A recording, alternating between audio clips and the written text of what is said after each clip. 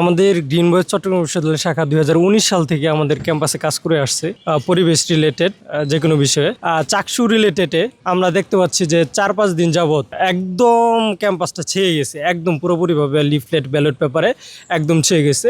এই জন্য আমরা প্রশাসনের অনুমতি নিয়ে আমরা ক্যাম্পাসের বিভিন্ন পয়েন্টে গ্রিন বয়েজের প্রায় 20 থেকে 30 জন কর্মী আজকে সকাল থেকে কাজ করতেছে।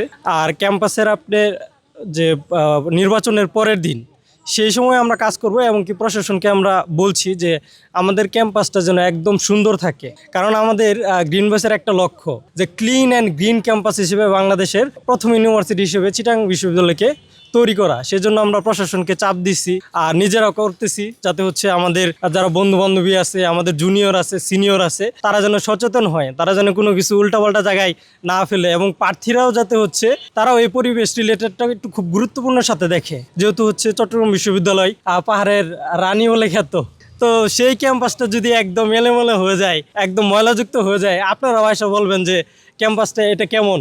এই জন্যই মূলত আমাদের ক্যাম্পাসটা, যাতে কালকে অনেক মানুষের সমাগম হবে, আর যেহেতু ময়লাযুক্ত হয়ে গেছিল, তো ক্যাম্পাসটা ক্লিন দেখবেন, ভালো লাগবে, আমাদের যেমন ভালো লাগবে সবারই তেমন ভালো লাগবে।